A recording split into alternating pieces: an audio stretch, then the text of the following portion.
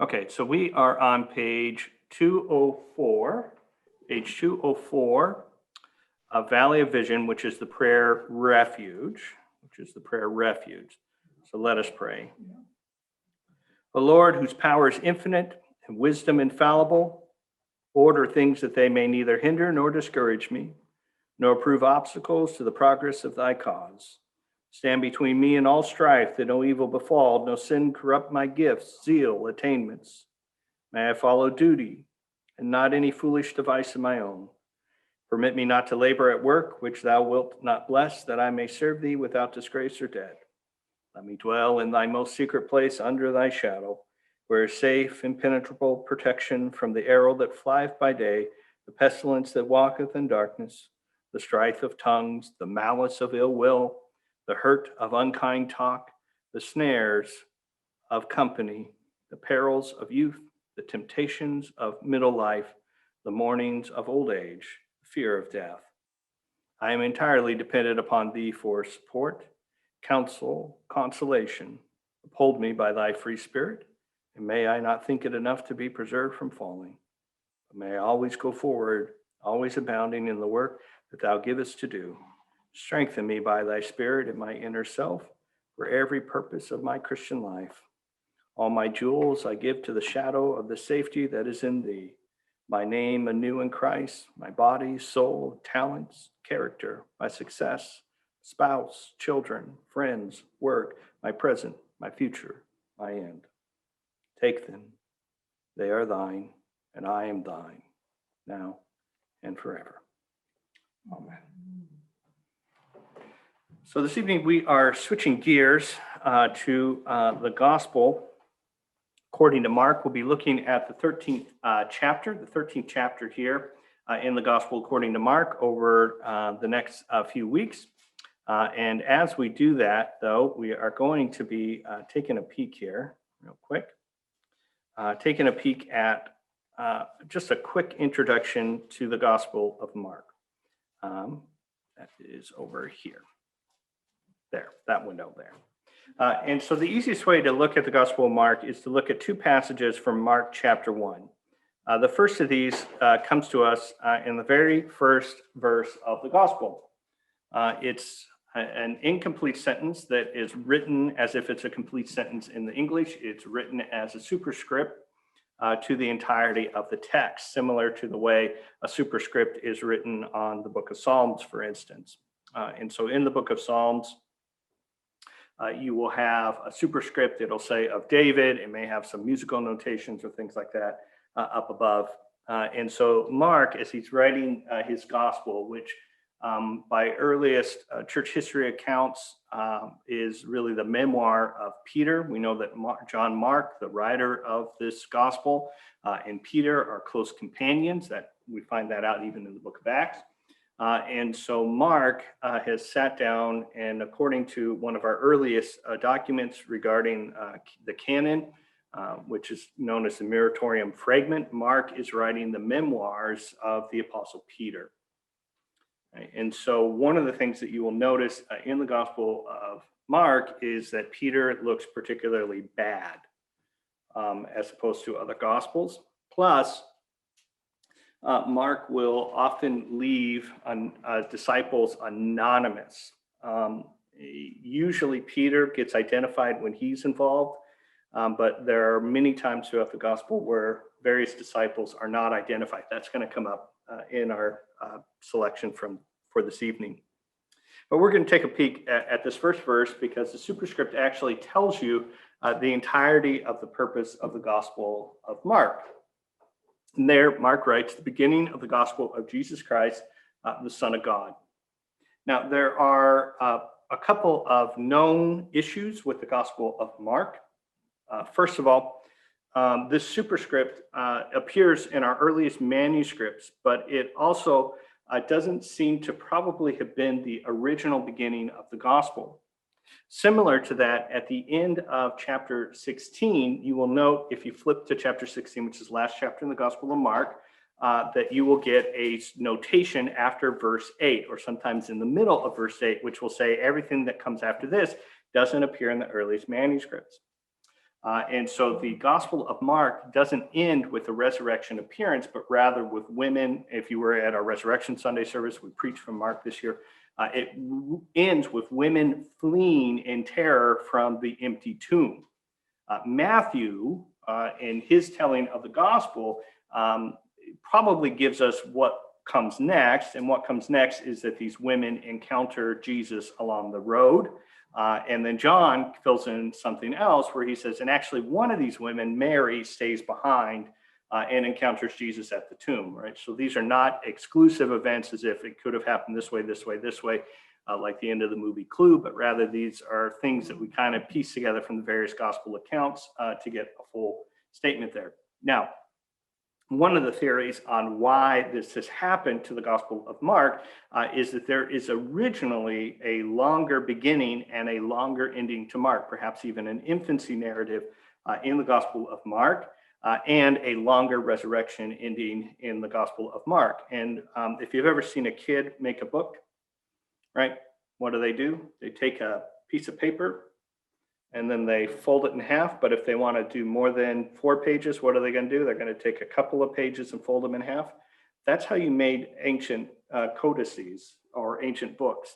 And so one of the ideas is that in the, maybe not in the original autograph, is that front page got separated from the rest and got lost. But with the superscript, as opposed to the ending where you are in the Greek, oldest manuscripts we have in the Greek, you literally are ending on a preposition, which even in Greek is an improper way to end a sentence.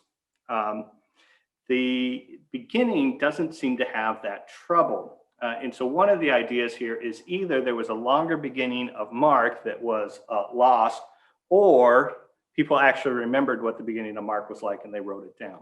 Now, what we get following verse 8 in Mark 16, in verse 9, and following down there are what is best described as attempts to reconstruct what Mark wrote. They come from various periods or various points in church history. We can see when these things emerge in the history of in manuscript history. But roughly, the paragraphs that you will find there, that's the order in which they emerge in church history. So the earliest attempt to reconstruct what comes at the original longer ending of Mark is what comes in verses 9 and following there, and then you can see it expanding from there. So that being said, we are not privy to what may have been written before this. We only get what we have. And the good news about this is that Mark, whether he wrote a longer beginning or not, he turns his attention at this point, and this is the point where we get to begin this, he turns his attention and he gives you the entirety of the purpose of the gospel in one incomplete thought at the beginning in the superscript, where he writes the beginning of the gospel of Jesus Christ, the Son of God. Okay, so right away, you can think of this if you've done a lot of academics, right? Everybody remembers all their time reading academic papers very, very fondly. Probably not. This is the thesis statement of the gospel. In other words, everything that Mark writes from this point forward is going to prove this statement true. Okay, it's going to prove this. So the beginning doesn't mean like the start of the gospel as in start in time, but rather this is the beginning of the proof is one way to read what this word means from the Greek, or this is the start of the proof, right? So here, everything that follows is going to prove the case, that this is first the gospel, right? So that term gospel is important. It's crucial. It is a term that Christians borrow from the wider culture. Right, so the word in Greek is euangelios, and the euangelios means literally the good news or the good message. And it typically was used in a military context, right? It's used in a military context. So a messenger would come riding into your town and would say, good news, Caesar has won the war, or Caesar has won this decisive battle, or this general has won, or your governor has done this, or et cetera, et cetera. Good news has happened, right? And it's used in this political military sphere to bring good news to the people. Right away, the Christians are claiming something very, very different than how that word was going to be used. They are claiming that the good news, the news of victory, is not about a military leader, which would have been a popular understanding of the Messiah. We're going to come back to that idea in our study tonight. A popular understanding of the Messiah would have been he is a military leader who will emerge and deliver Israel in general, but Jerusalem in particular, from its foes. We're not talking about that kind of good news, although this is a victory, right? All of your study in Revelation should tell you that Jesus Christ is bringing a victory, and a military victory in a sense, but that military victory is of a spiritual nature. It is a military victory over the powers of evil, darkness, of demonic forces. It is not a military victory in the temporal sense. Right? And so we live in a world right now, right? So if you were to be paying attention to the news right now, one of the things that you would understand is happening is an open conflict going on between the Palestinians and Israel, right? Where they are lobbying, the Palestinians are lobbing rockets into Israel, and Israel is responding in a, I would say, measured way.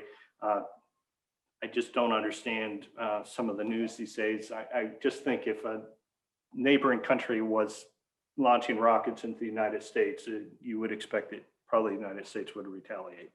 Just throwing that out there. You can think what you want about the news. That being said, military conflict is happening in the world, and generally one of the things that we want to pay a lot of attention to is what's going on in military conflict, and we want to know who's winning and who's losing. Right? Victory is really important.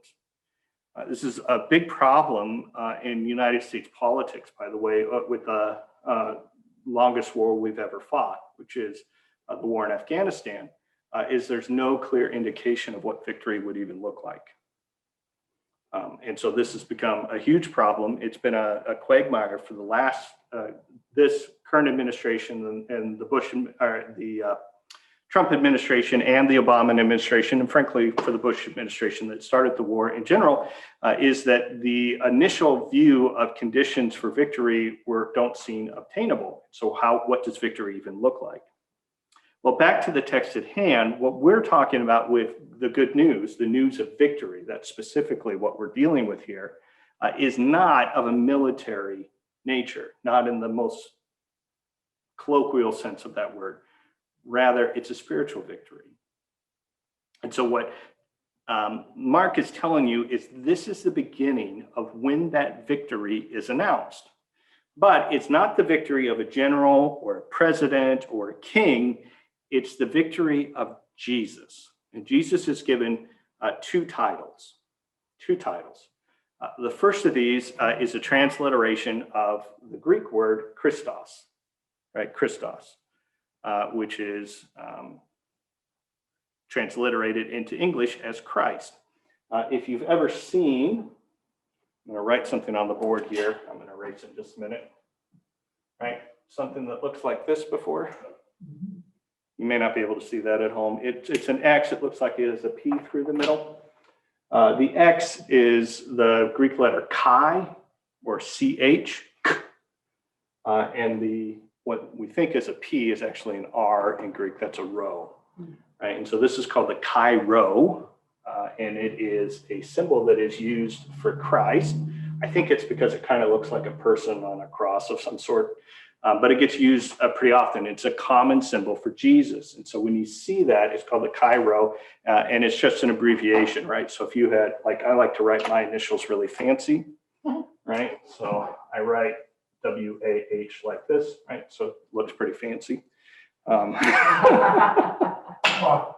there you go. So that's when I initial things, that's what it looks like.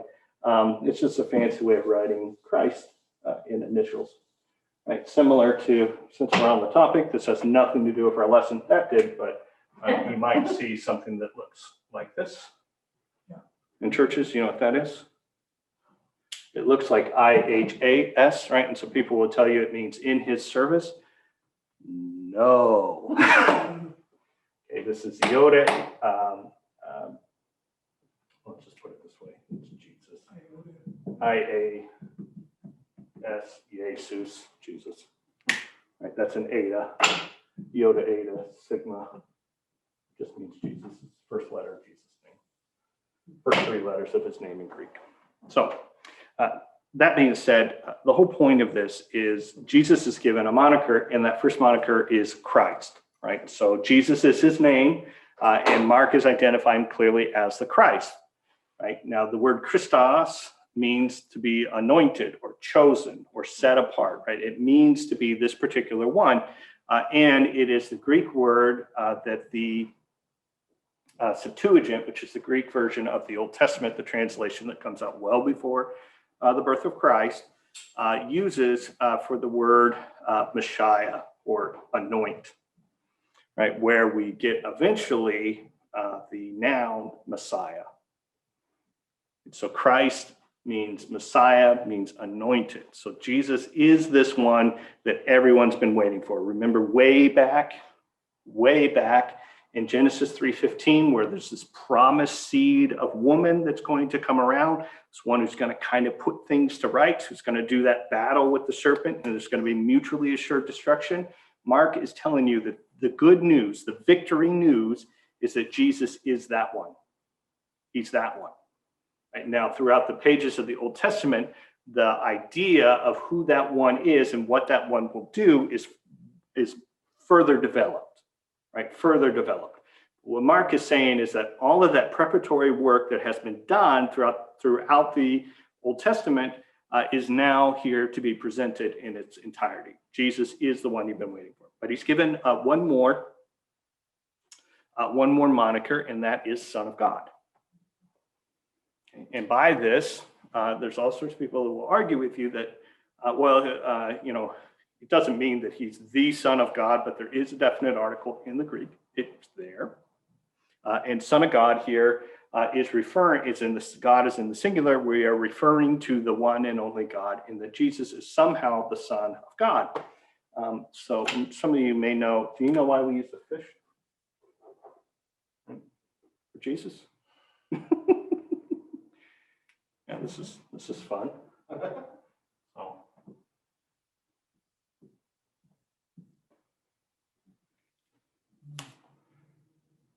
Would you like that in English? Yes.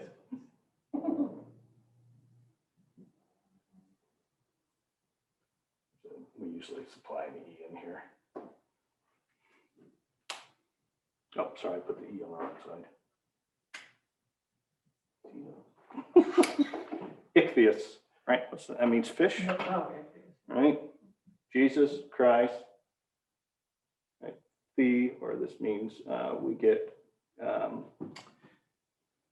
Hang with me here, because in the Greek it goes in different order. This is Son of God, Savior. So the fish gets used very early on as a symbol to depict Christians in Greek-speaking culture, because they use it as an acronym to stand for Jesus. So if you put a fish on your car, that's what you're doing. Teach you an entire Christian class on Christian symbology. Was you said Christ was used to say that he was the anointed or chosen one. Was it also used as any other reference during that time, or was it just specifically used? Yeah, so you could, Messiah, which would be the Hebrew, wouldn't have been used to refer to anyone but this one that was coming. But the verb form to anoint would have been used to describe people as anointed, who served as priests, prophets, and kings, so mediators. So there we go. So Son of God here, and again, what we are saying is that Jesus has a unique relationship with God. One of the invitations of the gospel is that you get to partake of the same unique relationship with God through faith in Jesus. He becomes your representative, but that's what's going on there. Okay, so after some preliminary text about from Isaiah and then the appearance of John the Baptizer, and the reason that John the Baptizer function, I always say John the Baptizer because he's not a Baptist. I've been early on in my ministry in OMAC. I literally had somebody come to my door from kind of this weird fundamentalist Baptist church, and they claimed that John the Baptist was the founder of their religion because he was a Baptist. And I'm like, that's not even the Greek word there. It's a verb functioning as a noun. So we would say baptizer, or the one who baptizes. That would be his actual moniker. So he's not. So I always say John the Baptizer because ever since that conversation, I just want to be really clear. He's not a Baptist. But the reason John shows up so much in the gospel accounts is because at the time of Jesus' death, resurrection, and even at the time of his ascension, the cult of the baptizer, which would have been John's followers and the kind of the religious sect that continues after his own martyrdom, is much larger than the church, much larger. Even after Pentecost, and you get thousands of people coming in, you have to understand that the cult of the baptizer was, tens of thousands, if not hundreds of thousands large. It's a huge, huge sect at the time, but it also, the church seems to take it over and incorporate those people. So one of the reasons that all four of the gospel accounts spend so much time talking about John and how Jesus and John are literally related, but also related in ministry, one of the reasons it does is because all of these former people who are members of the baptizer, the technical word here is cult or sect, are likely some of the ones who are coming and filling the ranks of the early church. So after that preliminary thing, we get down to verses 14 and 15, and this is, again, crucially important because it tells you what is the basic gospel message that Jesus is proclaiming in the Gospel of Mark. And this will form bedrock for what we're going to be studying in Mark 13.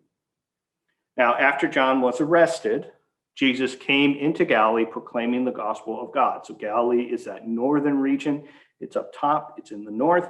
And Jesus is going around the Sea of Galilee, which at the time they would have called the Sea of Tiberias or the Lake of Tiberias. Luke uses the word lake, not sea, to describe it. And the other Gospels all call it a sea. You can debate with them about which one it is. I'll leave it aside. And so Jesus appears in this region. Jim Edwards, in all of his work on both Mark and Luke, which are the two major commentaries that he wrote in his career, he notes that Jesus never once visits the large cities, the large Jewish cities that are in the region.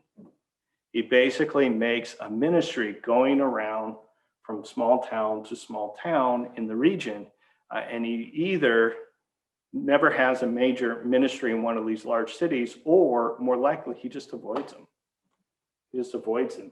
It's been a strange thing in the modern church planting movement, where most modern church planting movements have said, we're only going to concentrate on the large cities. That's not how the church actually functioned.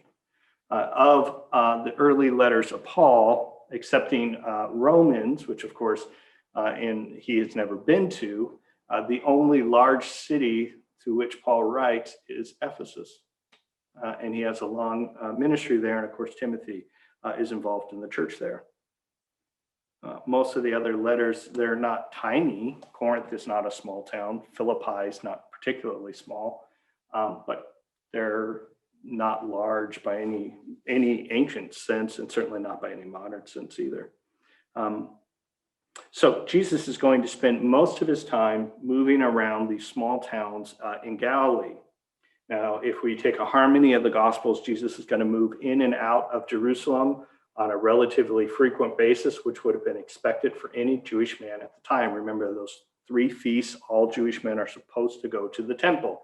Not all Jewish men did that, but Jesus is a churchman, right? As we would describe him in modern parlance, Jesus is an active participant in his religion.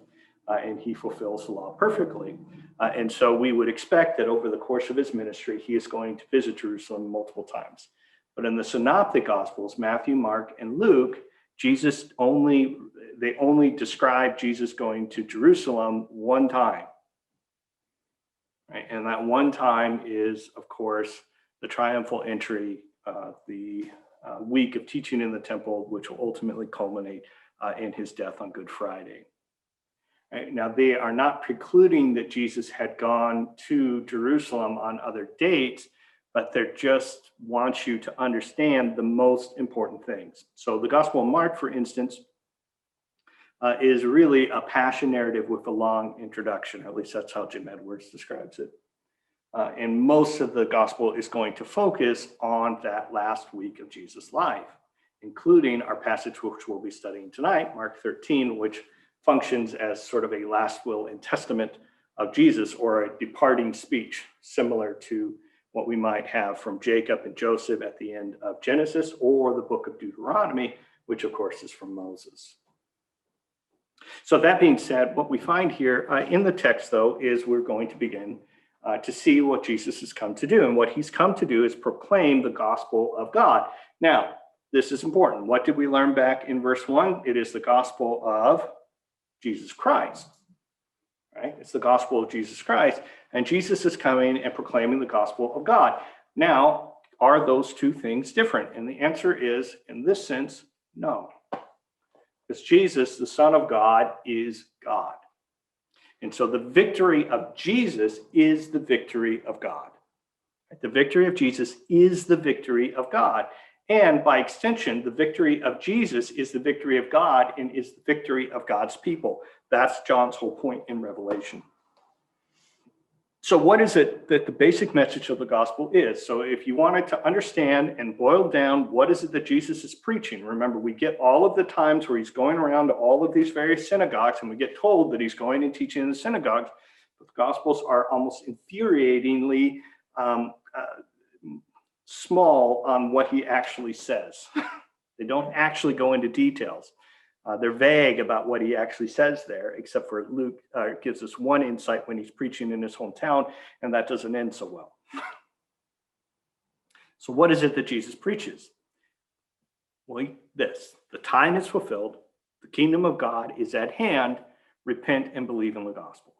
So first thing, the time's fulfilled. What Jesus is saying is that we are at the crossroads of the ages, right? So throughout the Old Testament, and throughout the New Testament, we will talk about the former days and the latter days, these days and those days.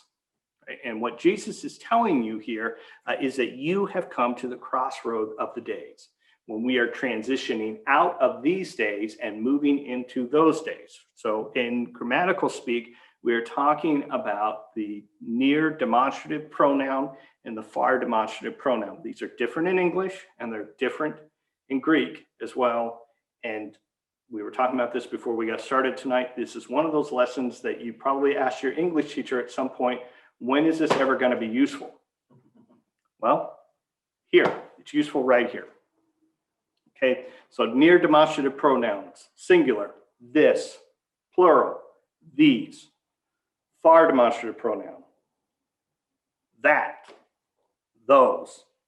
Why is that important for our passage tonight? Well, it's important for our passage tonight because it's how you're going to distinguish whether Jesus is talking about events in the near future or in the distant future. In fact, the entirety of this passage from Mark 13 tonight can be divided up into paragraphs based upon those pronouns alone. And that will be the key for you understanding what's going on. But the reason for that is because Jesus is telling you that he is the change that is going to move you from these days, from the former days, from that which was, and be the transition into that which will be, into what is coming, right? So the time is fulfilled. He's going to tell you that the kingdom of God is at hand. Now, at hand in both English and Greek has a double meaning. And you can pick one, or you can just accept that it has a double meaning. Right, so at hand means, and the one on one part, it can be a proximity. right? It's at hand. In other words, it's close enough that you can reach out and touch it.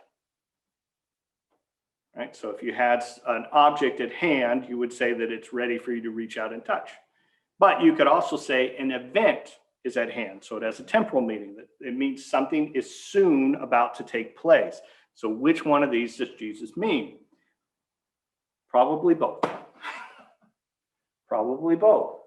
Right? So on the one hand, he is telling you that something is about to take place that is going to usher in the kingdom of God. And specifically, that event that is about to take place is his crucifixion, right? Where he is enthroned. And remember, what does the moniker above him say? What does the charge above him say? King of the Jews. That's exactly right. So the king is enthroned, right? He has a crown of thorns, and the cross serves as a coronation for him. In fact, even he is mockingly hailed by the Roman soldiers who swear allegiance to Caesar as king. As king. And so he's enthroned on the cross. So on the one hand, something is going to change at that moment. Right? And the thing that is going to change at that moment is somehow the kingdom of God is going to come to us. And so the church is the sort of preliminary experience of the kingdom of God on earth. Now, we just spent weeks studying what it means to move out of the preliminary experience of the kingdom of God into the consummated kingdom of God. And believe me, you want to get from here to there. But something happens on the cross, and all of a sudden, people can become part of the kingdom of God when they come into faith, trust, allegiance, loyalty to Jesus. Right? So the Greek word there, to believe, pisteuo, means all of those things. All of those things.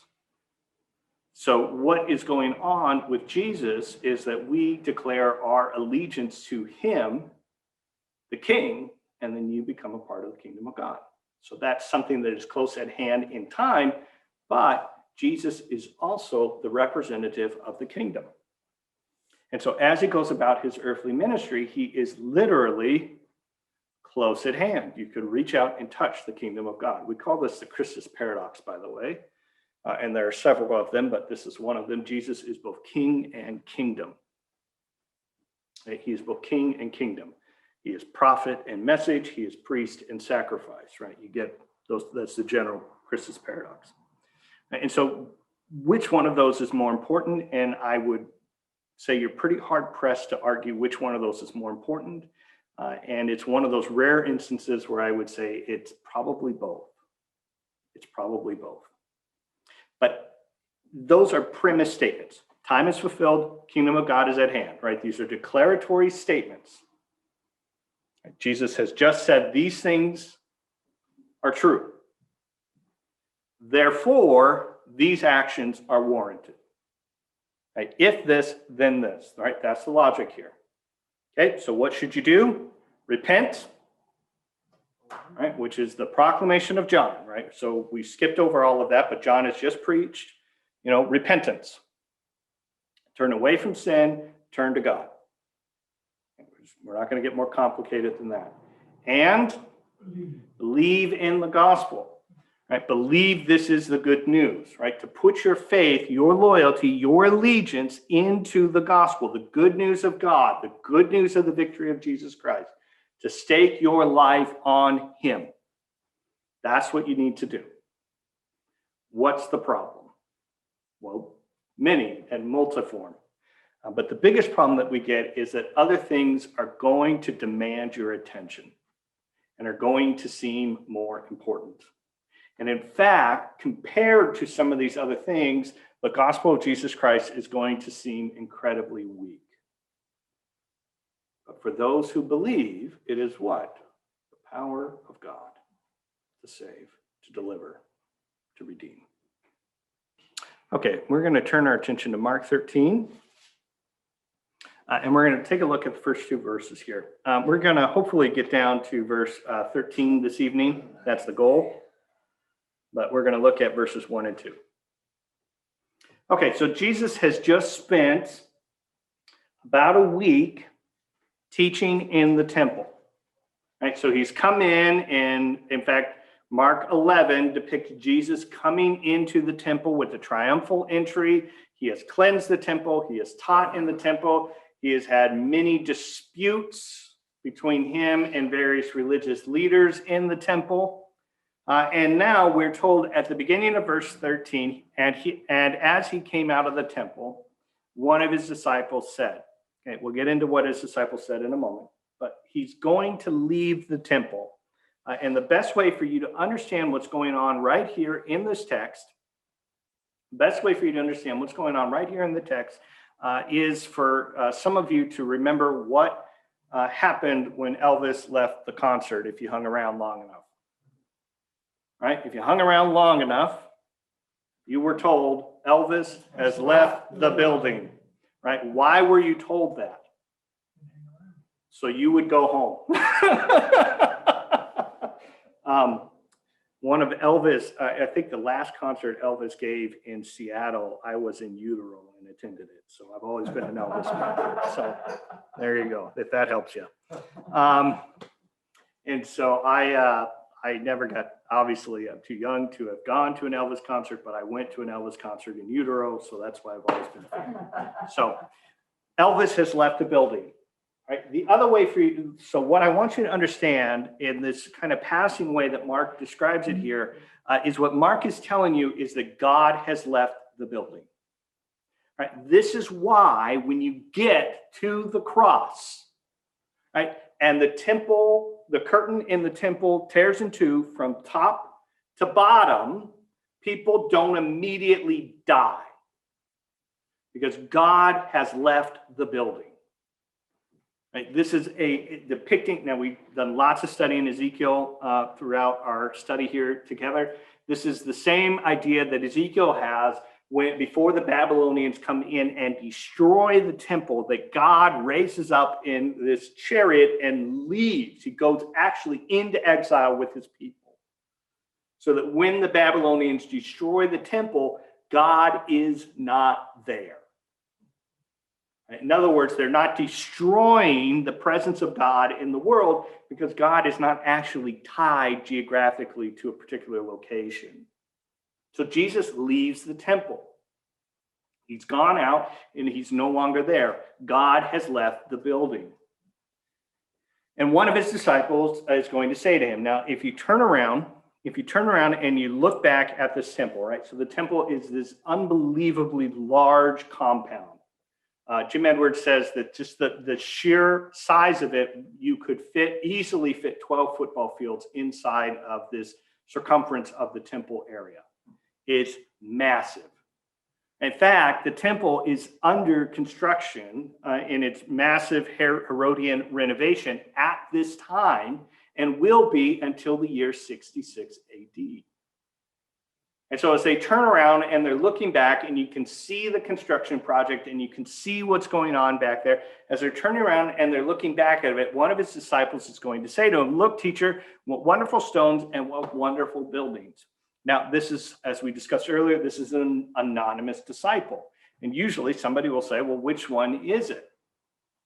And the answer from church history is this is Judas.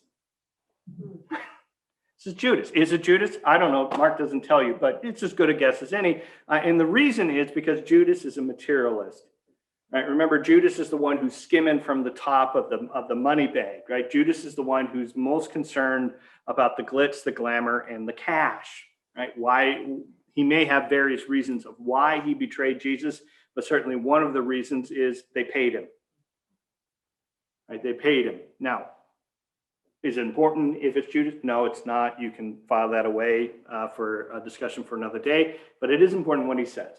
Because the disciple, remember, they come out, they're coming to the Mount of Olives. Right? That's where they're going to be standing. Right? And so if you turn around and you look at the city from the Mount of Olives, the temple would have dominated your view. Right? Now, some of the foundational stones for the temple would have been as much as 42 feet long. They would have weighed as much as 1 million pounds. Right? So when he says what wonderful stones, what wonderful buildings, when he's looking at all of this stuff, in the ancient world, there is nothing like this. It is unbelievably large. In fact, people would have come to the temple in Jerusalem to get a look at it who had nothing to do with Judaism, because it just was a marvel of the ancient world. It just was almost unbelievable to see it. And so what does the disciple say? Wow, look at that. Now, Jesus has just left the temple. The temple is vacant. It's just a building. It's a facade. Or let me be a little more harsh about it. It's a fraud at this point. So Jesus says to him, do you see these great buildings? There will not be left here one stone upon another that will not be thrown down. Okay.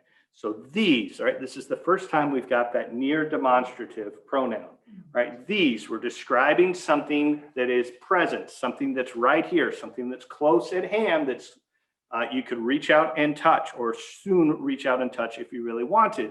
But Jesus is going to say there's going to come an event in the near future that is going to put an end to this temple. In fact, that event is going to come about beginning in the year 66 AD. So basically, here's how the timeline goes. So the temple is nearing its completion. People are pretty excited, and then the temple is completed, and right away, the zealots, which are a party from which some of the apostles, at least one of the apostles is an early zealot, the zealots start a revolt. Right? And their idea is that God must protect his temple. And if they start a revolt, in other words, they are going to fight the Romans, which is the largest, most powerful military the world had ever known at that time, then the Messiah will show up and will bring them victory. They will win. And what ends up happening? In the year 70 AD, the Romans, after sacking and laying siege to Jerusalem, march into Jerusalem and raze the city to the ground, including the temple. And no temple has stood in Jerusalem ever since. So the whole entire point of this is that Jesus is predicting here an event in the near future. Right? And this event in the near future is going to use these near demonstrative pronouns. These, this, those are the words you're looking for. At the same time, throughout what is about to come, he is going to also be talking about an event in the distant future. And there you will start to find the far demonstrative pronouns. Those, that, right? Those are the words you're looking for. And so basically, the entirety of the text can be broken down into an A-B pattern, right? And so you will get two paragraphs that are both using the near,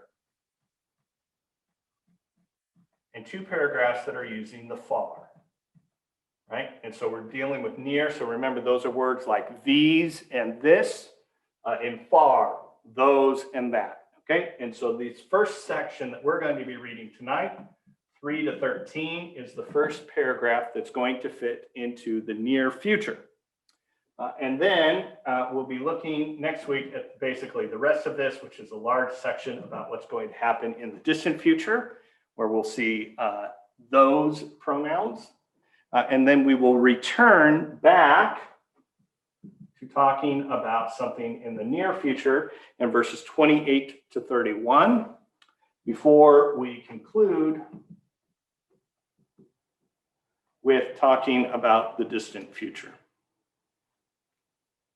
So the entirety of the point here boils down to this.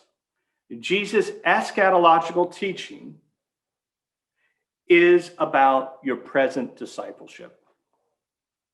And so we're going to see some more words, which we've already met here in Jesus' first statement. So not only have we seen the first demonstrative pronoun, these, but we've also met one of the most important words that's going to appear throughout. And that word is blepo, which means see. Unfortunately, in the way these translations go, it's hidden from you in a couple of places, and I'm going to point at least one of those out to you tonight. Because the idea of the Christian is to watch and endure and await the coming of the Lord. It's to watch and endure and await the coming of the Lord. It is not, and I repeat, not the place of the Christian to try to break the Bible code and predict when the end is coming. If you believe this is your job as a Christian, Jesus is going to have some words for you next week. Yeah. So they're on the Mount of Olives opposite the temple, right? So they're sitting in a place where you can see the temple. Location matters in verse 3. Location matters. Okay, you can see the temple the entire time that Jesus is saying everything he's about to say. Okay, that background matters. It's sort of like when Jesus tells Peter, "You are the rock." It matters that they're in Caesarea Philippi, right? You know why? Because it's a major rock quarry. It's in fact maybe one of the locations where some of these stones for the temple come from. So location matters. So they're on the Mount of Olives. They can see the temple from where they're at. Okay? Mount of Olives also, according to Zechariah 14, is the place where the Messiah will appear and enter into Jerusalem. And if you go back to Mark chapter 11, that's the direction from which Jesus enters Jerusalem in the triumphal entry. Okay. There on top of the Mount of Olives, looking at the temple, Peter and James and John and Andrew are going to come and speak to him. So this forms the inner nexus of Jesus' inner circle, Peter, James, and John. But Andrew, as good Presbyterians, you like that Andrew's included here. Andrew, the patron saint of Scotland. So that's good. Andrew also comes in, right? So it's a little wider circle than what we would be used to. But this, remember, the reason these four are chosen, and if we had all month to look at Mark, we would have seen this too. These are the first four disciples that Jesus calls. Okay, so those who were with him from the beginning are now going to ask him about the ending. Right, and so they're going to ask him privately. Now pay attention to the pronouns. Tell us when these things, when will these things be? What will be the sign when all these things are about to be accomplished? What are they asking about? They're asking about the temple. Unfortunately, it gets assumed that what they're asking about is that they are asking about the end of the world. That's not what they're asking about, right? Because that's not what Jesus has said is going to happen. What Jesus has said is about to happen is that the temple is going to be destroyed. In fact, you may remember that the one charge that actually sticks with Jesus in Mark 14:58 is he said that he was going to destroy the temple. Right? That's the charge that sticks. Okay? So back here in the text, they're asking, when is this temple going to come down? Now, they may have a view that the end of the temple is an eschatological event, and certainly Jesus, I'm using that term like you know what it means. Eschatological means end, things that happened at the end. Yeah. Is an eschatological event, but their specific question is about the temple. And so Jesus begins his conversation with them talking about the temple and the destruction of the temple.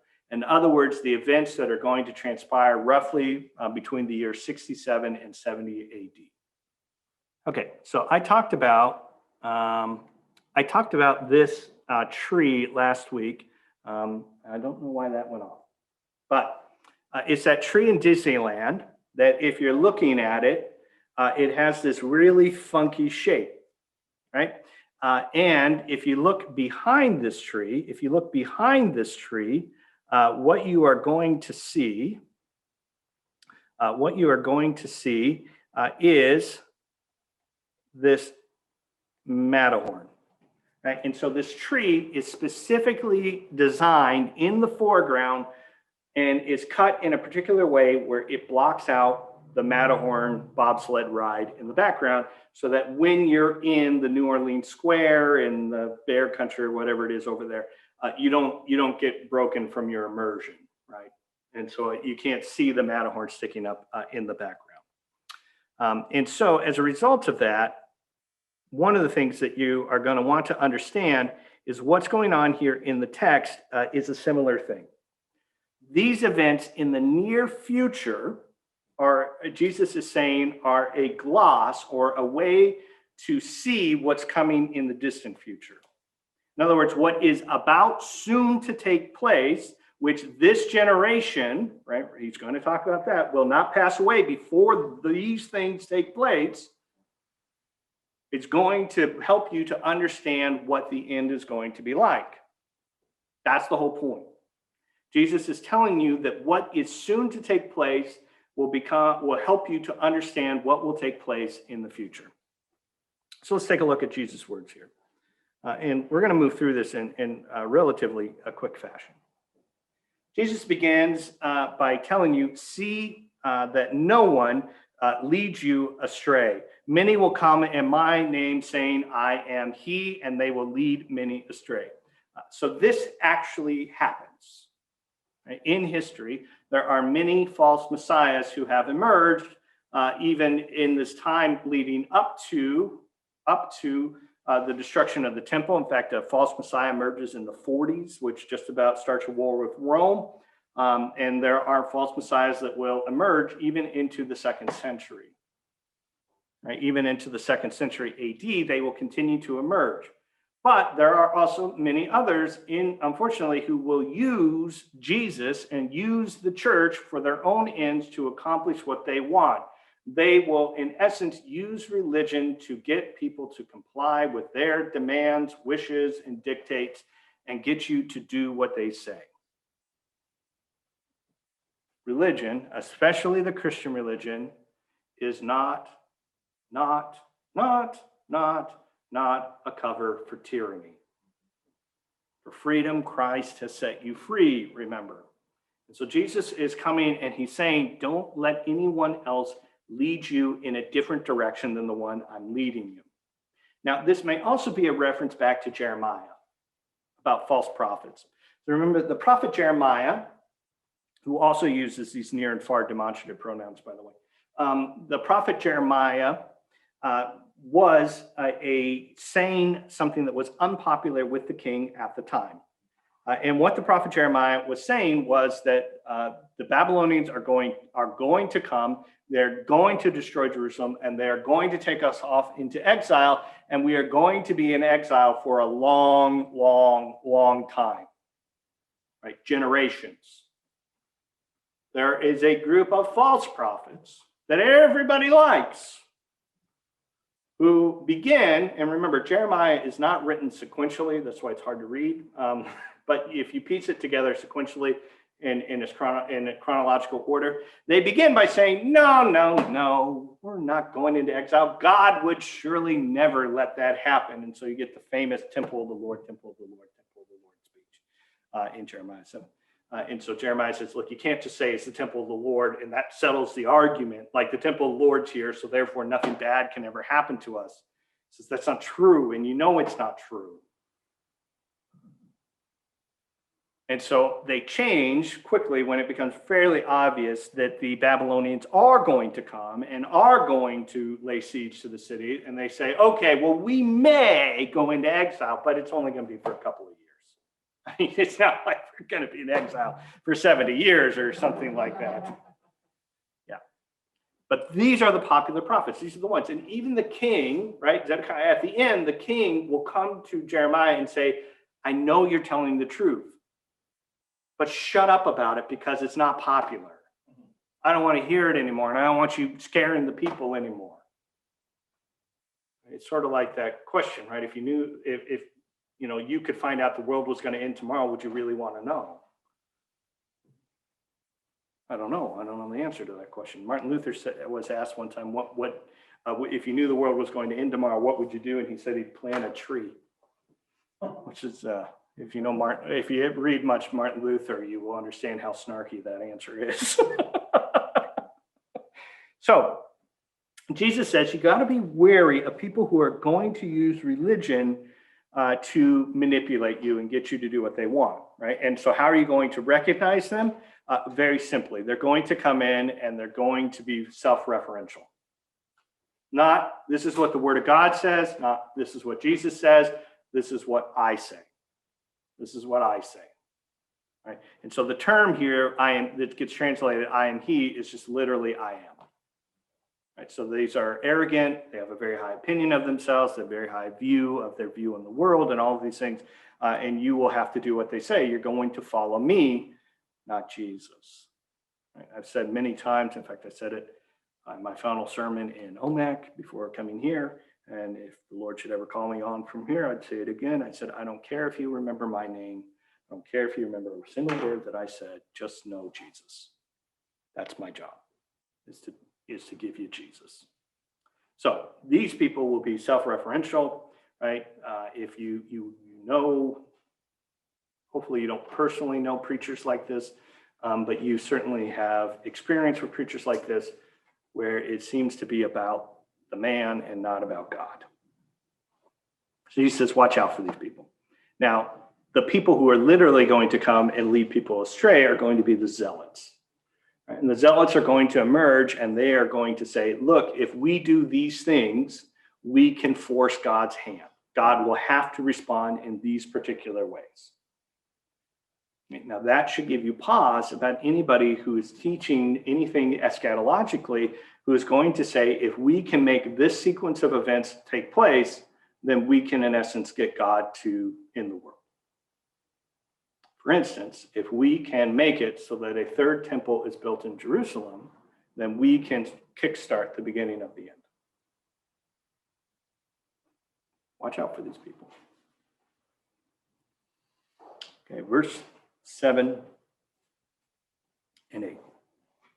And when you hear of wars and rumors of wars, do not be alarmed. This must take place, near demonstrative pronoun, but the end is not yet. For nation will rise against nation, kingdom against kingdom.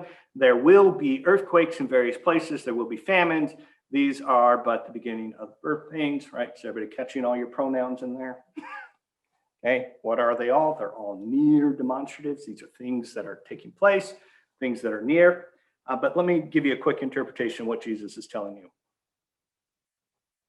What Jesus is telling you is that these are the kinds of things that are going to keep happening, right? These major things that seem to us to be portents or signs, right? Remember, that's what the disciples are asking for. They're asking for signs, these portents or signs that the end of the world is at hand, right? And so what are these portents and signs? Wars, famines, earthquakes or natural disasters. Volcanoes. Yeah, whatever it is, blood moons, right? That's a big one. I think it's somebody, I think it's still on my shelf somewhere. Anyways, whatever it is, they're going to tell you that these are the signs, these are the portents of things that are coming. And Jesus, what he's trying to tell his disciples is, look, these things are going to keep happening. Why? Because we live in a broken world. Natural disasters are going to happen. Why? Because we're broken. Wars are going to happen. Famine is going to happen, right? It's just going to happen. These are not the signs you're looking for. Because these are but the beginning of the birth pains, right? These are but the beginning of the birth pains. So what are the birth pains? Well, I'm never given birth, right? So my wife tells me. But the beginning of the birth pains means that something is about to come into the world. Right? And remember, in Jewish culture, a woman's shame is removed when she has a baby. Right? In other words, the shame of being infertile or barren is removed once the baby is present. Right? It's one of the reasons why Elizabeth, at the beginning of Luke's gospel, right, she goes and quarantines herself in essence for 5 months. Because she's celebrating the fact that finally her shame is going to be removed. And so what's going on here, right, is these are the beginning of the birth pains. This doesn't mean the child is here, right, but this is the sign that something else is on the way. Doesn't mean that the end is coming, but rather if these things keep happening, it's telling you that you're still in the process. Right, so it's not until the wars are over and and natural disasters are over and famines are over, that which is to come, the kingdom of God in its consummated form, is here. Right? What happens when Jesus comes? He puts an end to all of those things. That's how you know that you are in the end, is because there are no more wars. There's no more famine. There's no more disasters. If those things are happening, it's not new information. It's not actually telling you anything. Jesus gets misunderstood and misread on this point all of the time. People are like, oh, there was an earthquake, great big one in Alaska. Pastor, it's a sign of the end times. It's like, no, it's not. Right? It's not just an earthquake. It may have a meaning, right? But assigning theological meaning to natural disasters, right, is the work of a prophet. Right? And we don't have any of those anymore. A war taking place, even a significant war taking place, like say in a pretty significant biblical place like Israel, isn't necessarily telling you any information.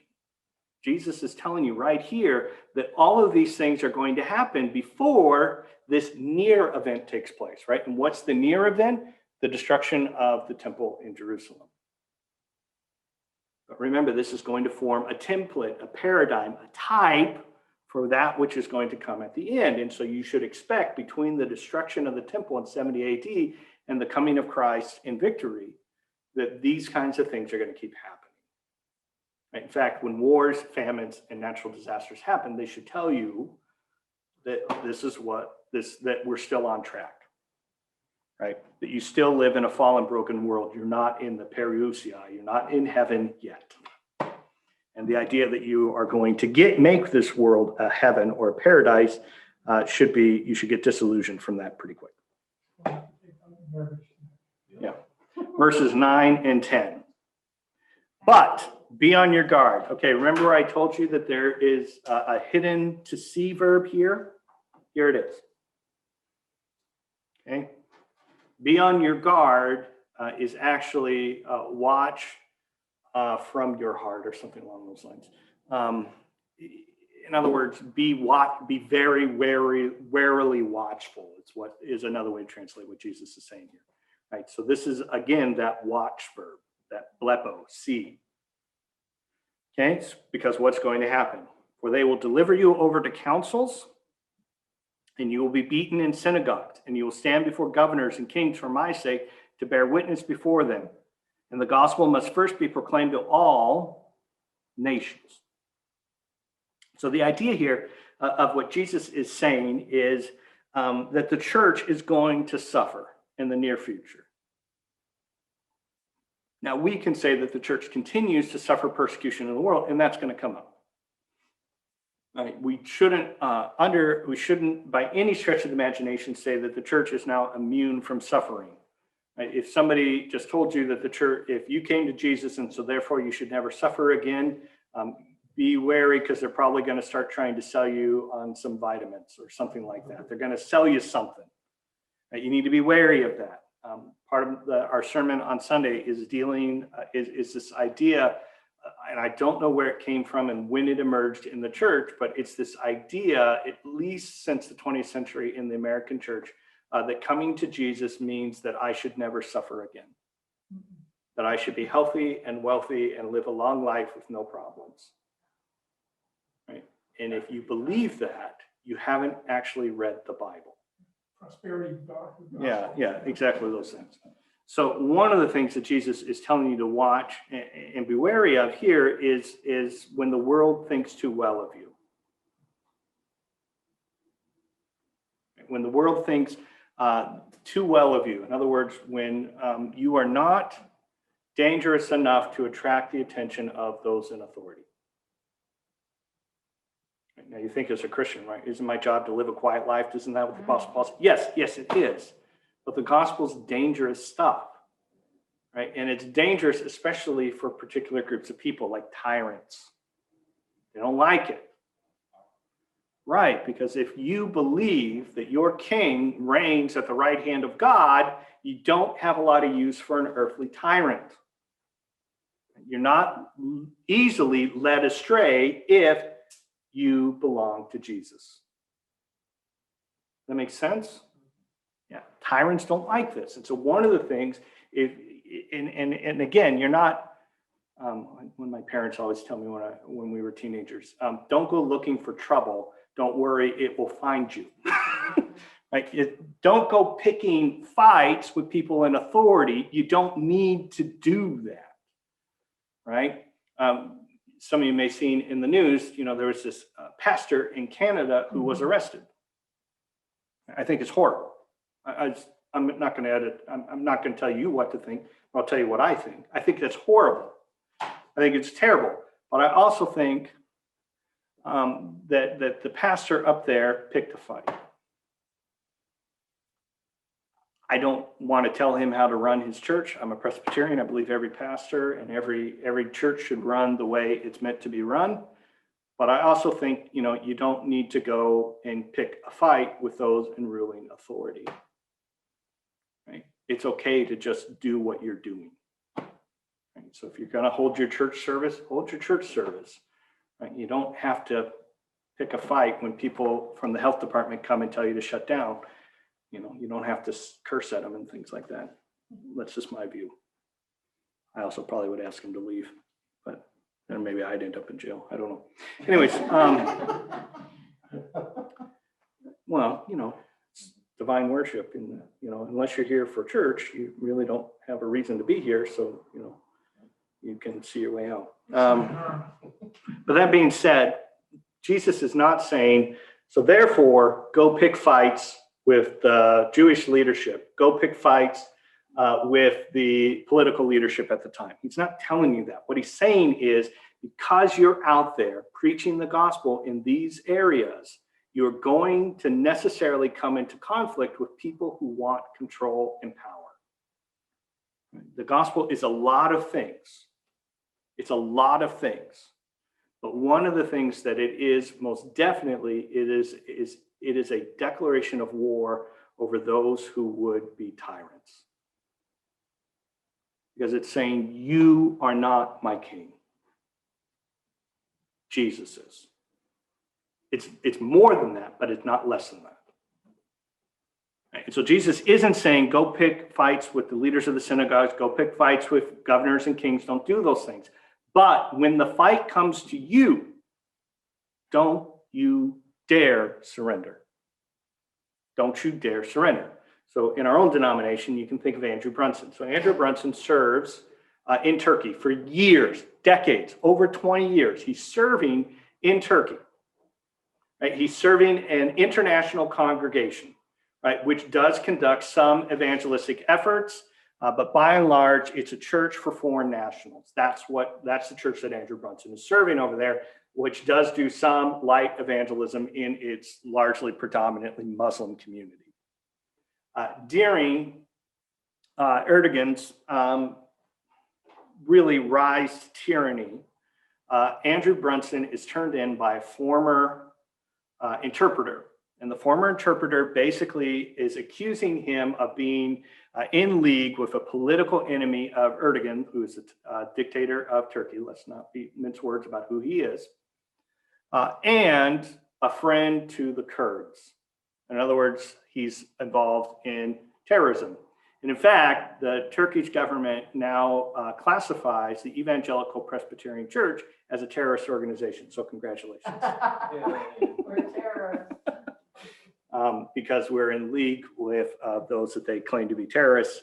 And I don't think that these largely secular Muslims really have much idea of how the church actually works, but that's okay. So Andrew Brunson is put in prison. He's there for 2 years. Under, in many circumstances, some pretty horrific conditions. He didn't pick that fight, but he didn't back down from it either.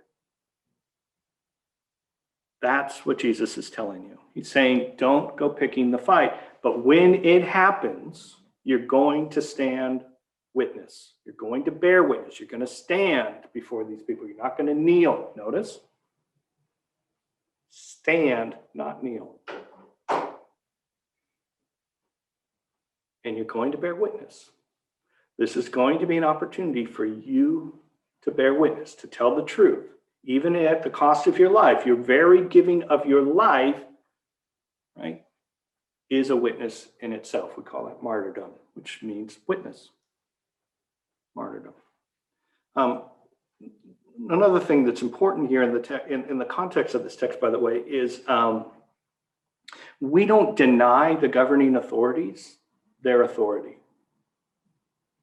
Right? So like if the governing authority said, no more church.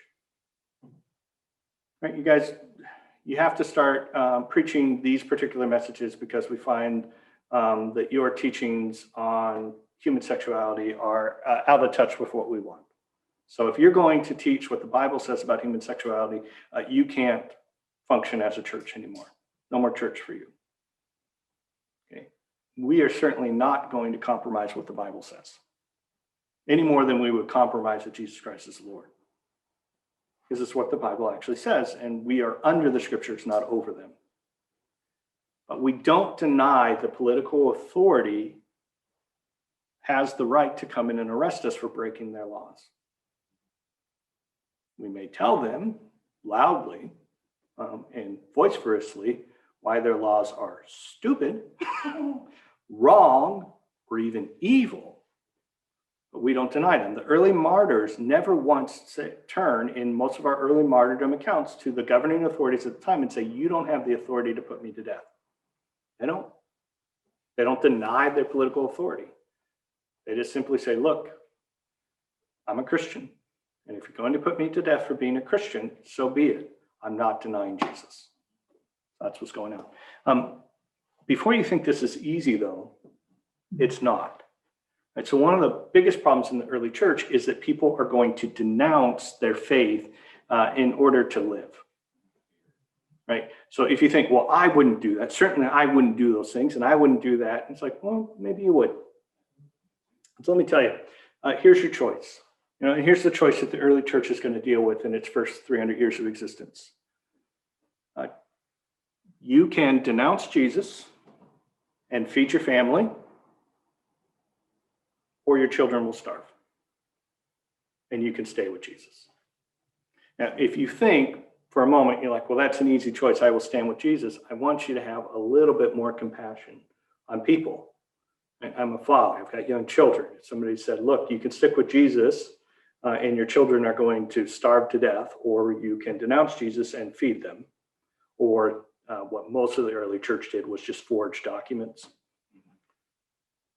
I'm not saying that's a good idea or a bad idea. They just did, but that's your choice. These are the choices that you have before you. And before you think that's you say, well, surely I would do this or surely I do that. If it's just me, this is one of the reasons why the Apostle Paul says it's probably better for pastors to be unmarried. If it's just me, that's a pretty easy choice. It's my kids. I think you got a harder decision to make. Right? And this is why in the early church, there was a hardline party called the Donatists, right? This is after the persecution. And the Donatists said, if you succumb to the temptation to denounce Jesus for whatever reason, you are out. No salvation for you. You're out of the church. You can never be forgiven. And then there was the Catholic party led by Augustine. Right? And the Donatists were the dominant party in the part of Africa where he is in Hippo. Right, in Carthage, they are the dominant viewpoint. And Augustine eventually wins the fight. And the reason Augustine eventually wins the fight is he says, either Jesus is gracious or he's not. Right? Either Jesus can forgive or he doesn't. Right? And if somebody is repentant and returns to the church, why would we push him away? Right? It's not to justify their wrong behavior. They should have stood for Jesus. But can't we forgive people? I mean, didn't Peter get restored by Jesus after denying him? So what I want you to understand, though, is what Jesus is telling these apostles, these very men who are there, many of whom will die before the temple is destroyed or shortly thereafter. Right? This is what's going to happen to you. But the gospel must first be proclaimed to all nations. Right? This isn't a precursor for what's going to come, right? And then once we preach the gospel to all the nations, then the end will come and it's all over. Rather, what we're saying is the gospel must first be proclaimed to all the nations, is this is the first priority of the church. Right? And so if you get hauled in front of the synagogues, if you get hauled in front of the governors, if you get hauled in front of the kings, this is an opportunity for you to preach the gospel. You think, that's a pretty tall order. I wouldn't even know what to say. Oh, Jesus has you back, verse 11 and 12. And when they bring you to trial and deliver you over, do not be anxious beforehand what you are to say, but say whatever is given you in that hour, for it is not you who speak, but the Holy Spirit. Right? So you're saying, I wouldn't even know what to say.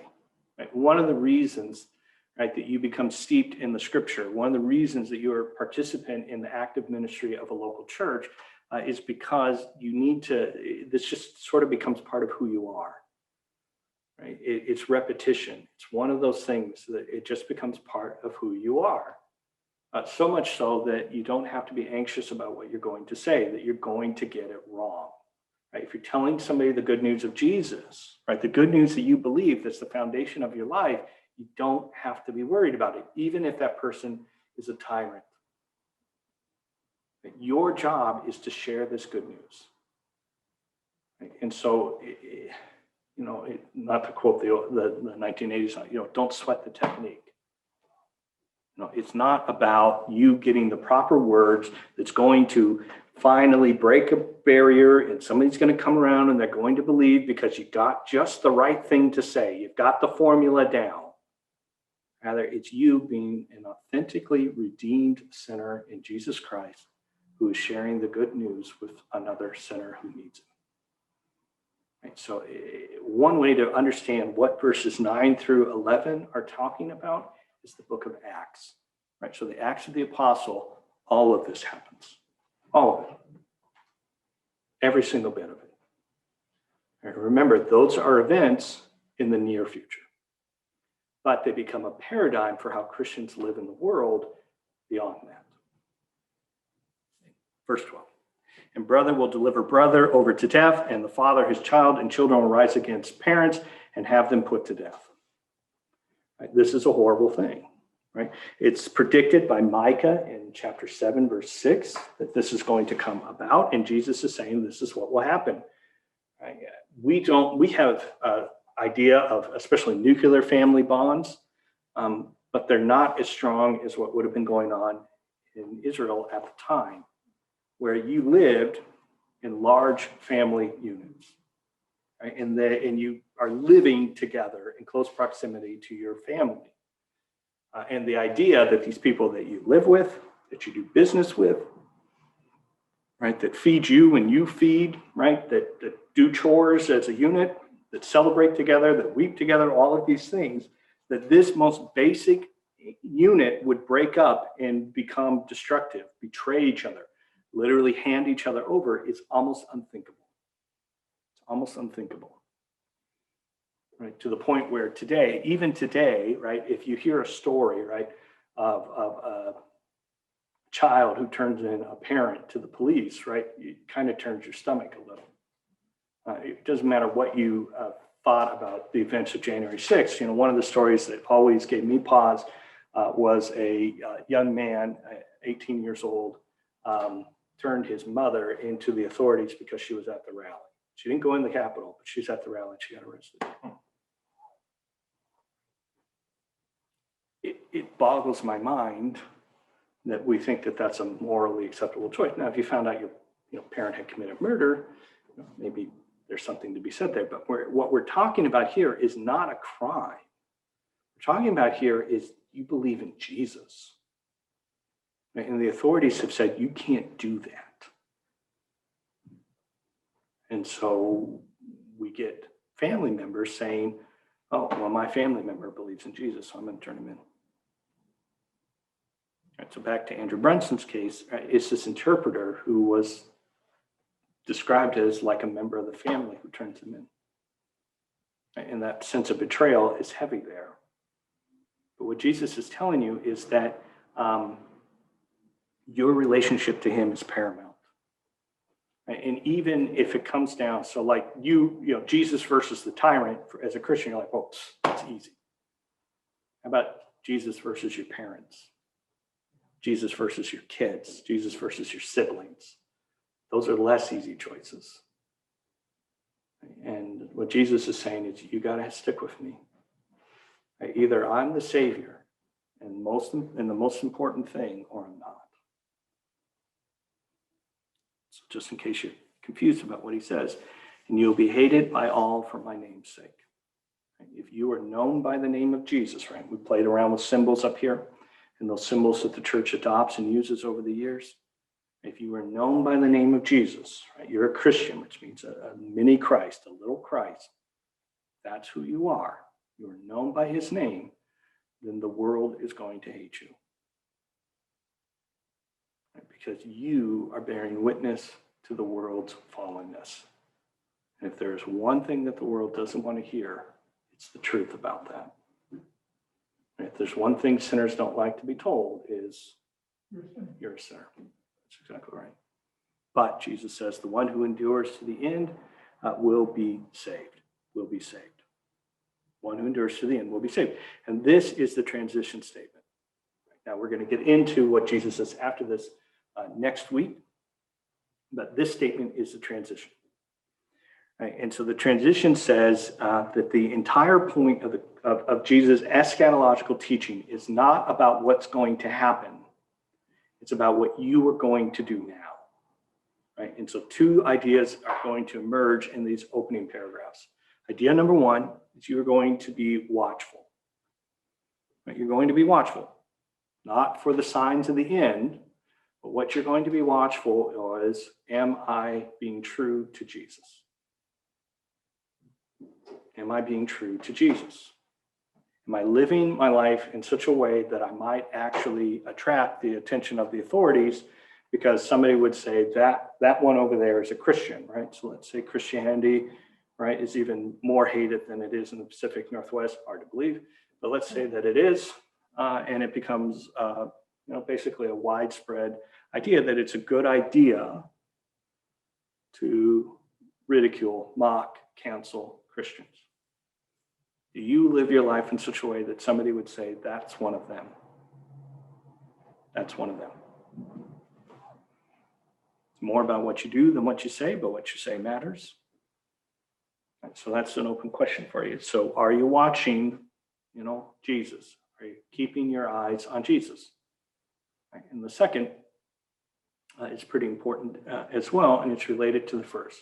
So are you keeping your eyes on Jesus, and are you enduring in the faith that he has given to you? Right? Keep your eyes on Jesus and stick to him. Let's take a look at how Jesus himself puts this in Mark chapter 8, verse 34. And we'll stop here for the night. Calling the crowd to him with his disciples, Jesus said to them, if anyone will come after me, let him deny himself, take up his cross, follow me. Right? One of those verses that's just so important, you should probably just memorize it. You can skip the introduction, just memorize the words of Jesus there. If anyone will come after me, let him deny himself, take up his cross, and follow me. So the idea there is keep your eyes on Jesus and go where he leads. Now, there's one more important idea here, and that is take up your cross, and that's important as well, right? So what is the cross? Cross is an instrument of torturous death. It is a symbol used by the Roman authorities to terrorize their citizens into compliance. You will do this or else. If you make the claim that Jesus made, I am the King of the Jews, then you will meet the same fate that Jesus meets. You will pick up the cross because you will tell the world, if this is the worst that you can do to me, bring it on. If the worst thing that you can do to me is torture me to death, so be it. You will take up your cross because you're willing to bear the suffering of this world willing to bear the suffering of others as much as you can, right? As your capacity, your spiritual capacity increases, you can do this more and more.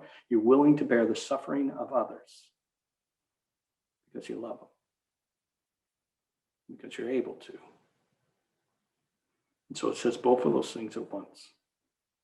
This is the worst the world can throw at me, so be it.